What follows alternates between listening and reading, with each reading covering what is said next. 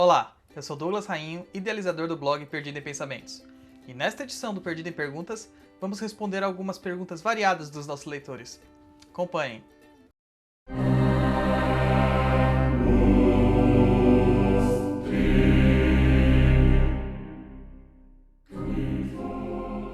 A pergunta número 1 foi enviada pela Gisele de Aquino. Quando sabemos a hora de sair de um terreiro? Quais são os fatores que levam um médium a sair de uma corrente? Então, Gisele, depende. Isso vai depender muito dos motivos pessoais do médium. Se for por um caso legítimo, geralmente é porque a casa não está lhe oferecendo mais meios de trabalhar. Às vezes suas entidades estão insatisfeitas com o trabalho da casa, ou a casa está indo por um vórtice, digamos assim, negativo. Ela acabou se negativando de algum aspecto, e as suas entidades provavelmente não vão se sentir confortáveis lá. E assim vão te instruir e vão te intuir para que você mude de casa, para que você procure algum lugar onde a sua mediunidade pode ser trabalhada do jeito correto. Lembrando sempre que o jeito correto de trabalhar a mediunidade é sempre através da manifestação do espírito para a caridade. Porém, pode acontecer casos em que o médium se melindra. Às vezes leva uma bronca daqui, está fazendo alguma coisa errada ali, a mãe de santo, o pai de santo acaba chamando a atenção, dando aquele puxão de orelha, e ele não gosta. Então ele começa a ver só os defeitos da casa, onde já se viu, chamar a atenção da minha entidade, do eu sou um grande médium e tal. Se você já pensou isso, já está errado por aí. Se você não pensou e sentiu alguma coisa quando levou uma bronca, hora de trabalhar a reforma íntima. Essa é a máxima. Se você não se sente confortável em uma casa, seja por um motivo ou por outro, eu recomendo, procure um local melhor. Procure um local onde que você vai ter as suas energias em harmonia com aquele local. Pergunta número 2 foi enviada pela Josi Jerônimo. Eu tenho mediunidade ostensiva. Como ou quando vou saber onde devo trabalhar? Josi, a gente tem que trabalhar a todo momento. Não importa se a gente está com mediunidade ostensiva ou não. A gente tem diversas maneiras de trabalhar espiritualmente sem estar incorporado, sem estar manifestando algum dom mediúnico. Você pode trabalhar como um cambone, como assistente, pode fazer a faxina do terreiro, que é algo muito importante também, onde todos os filhos deveriam fazer. Você pode fazer os preparativos para as festas, organizar os eventos sociais, organizar a arrecadação de alimentos para doação para as comunidades carentes e várias outras coisas afins.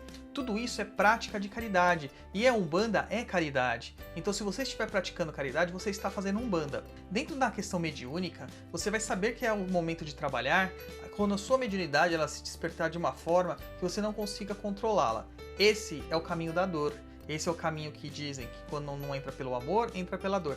Esse caminho é o caminho do sofrimento. Geralmente a gente começa a ver coisas que não quer ver, ouvir coisas que não quer ouvir, sentir coisas que não quer sentir, e isso acaba nos atormentando, nos incomodando. Então a gente acaba indo para lá. Ou você pode optar a partir de agora, já entrar no processo de educação mediúnica e começar a trabalhar.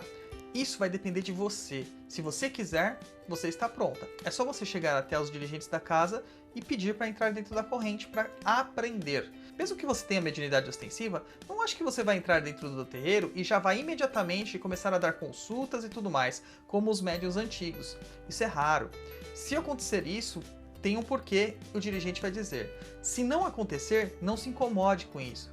Encontre a felicidade na humildade. Seja lá a fiel servidora do terreiro, vá lá fazendo as coisas tranquilamente, até o momento que seus guias estarão prontos e eles se manifestarão para o trabalho da caridade.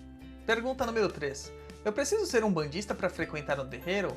Na verdade, para frequentar o terreiro como visitante, como assistente, como a gente fala assistência, né, as pessoas que vão em busca de ajuda, não precisa ser um bandista. Você pode ser católico, protestante, budista, você pode ser o que quiser, desde que você vá lá com o coração aberto e não para simplesmente criticar o que está acontecendo dentro da religião de Umbanda.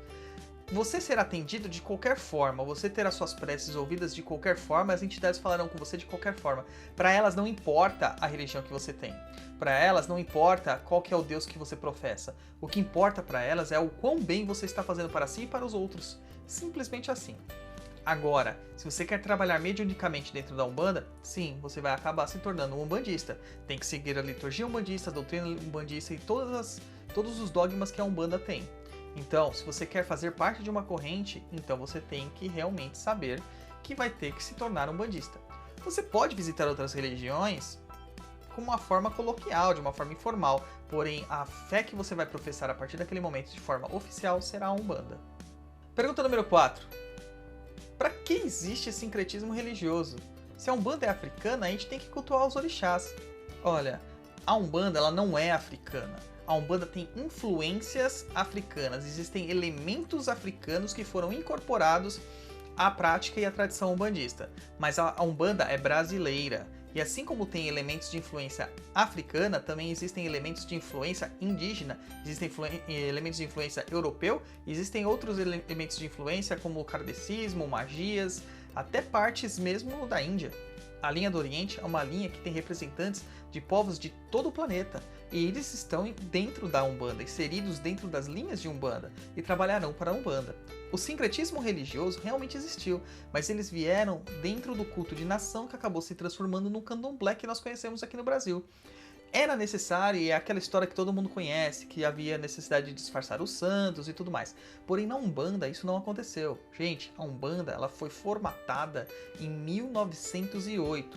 Não era a época dos escravos mais, já havia acontecido a abolição da escravatura. Então, a gente tem que ter uma noção do tempo, da história, para acabar não falando bobagens. A primeira tenda de Umbanda que existiu, que foi a tenda Nossa Senhora da Piedade, ela tem nome de santo. Os nomes das outras tendas que acabaram sendo formadas, as outras 7 tendas, têm nomes de santo. E os santos que são cultuados dentro da rotina umbandista tem os nomes dos santos católicos. A figura do orixá acabou vindo emprestada. São nomes que simbolizam forças. Mas se você pegar o orixá africano e o orixá que nós cultuamos na Umbanda, eles são totalmente diferentes. Então na Umbanda nós temos lá, por exemplo, a primeira linha que é a linha de Oxalá, mas o seu regente é Jesus Cristo. Então, na verdade, a linha de Jesus Cristo, quem manda é Jesus Cristo. Oxalá está no nome, e pelo sincretismo nós acabamos associando Oxalá a Jesus Cristo. Não estamos menosprezando Oxalá e não estamos colocando Jesus Cristo num patamar maior que o das religiões africanas. Não, nós estamos equilibrando e fazendo a comparação de energias. São emanações. Porém, a Umbanda, ao contrário do que muitos dizem, é cristã e segue os preceitos cristãos. Se você olhar direitinho, você vai perceber muitos elementos da Igreja Católica e também do cristianismo popular, que é diferente da Igreja. Então, presta atenção nisso. Lá no blog tem um texto falando sobre sincretismo religioso, dá uma procuradinha lá. Pergunta número 5. Vejo que você cita muito o Livro dos Espíritos, o Livro dos Médiuns, Evangelho e passagens bíblicas. Mas por que devo ler isso se não sou espírita, católico ou pratico qualquer religião cristã? Eu sou umbandista. A Umbanda é cristã. Como eu falei na pergunta anterior, às vezes a gente acaba confundindo as coisas. A Umbanda não é católica, a Umbanda é cristã. Ela segue a moral cristã, alguns princípios cristãos e tem Jesus Cristo como sua expressão máxima dentro do Congá. Quando você bate a cabeça no Congá, você não está batendo a cabeça para o Pai de Santo ou para as entidades ali representadas. Você está batendo a cabeça em sinal de reverência ao orixá maior que está lá sentado, ao santo maior, que é Jesus Cristo. Isso é uma coisa que vinda da tradição, da Umbanda tradicional. Então nós temos por que utilizar elementos de passagens bíblicas que refletem a moral cristã. É lógico que certos livros bíblicos não vão ser utilizados, porque ali existem confusões e refletem simplesmente a cultura do povo judaico. Não se enquadra a nossa cultura. A gente pega a Bíblia como exemplo da moral de Cristo, das parábolas, dos ensinamentos e de tudo mais. É muito importante olhar esse lado. Isso reflete também muito do cristianismo primitivo, aquilo que era praticado bem antes da fundamentação e da fundação da Igreja Católica.